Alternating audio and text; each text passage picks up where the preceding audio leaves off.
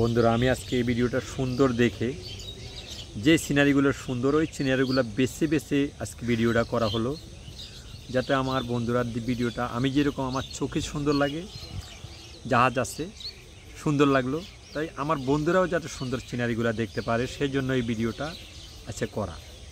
তো এখানে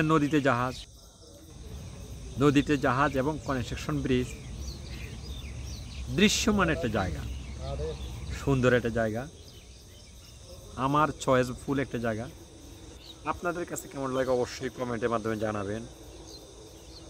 আমার কাছে ভালো লাগছে, সুন্দর লাগছে, তাই ভিডিওটা করলাম।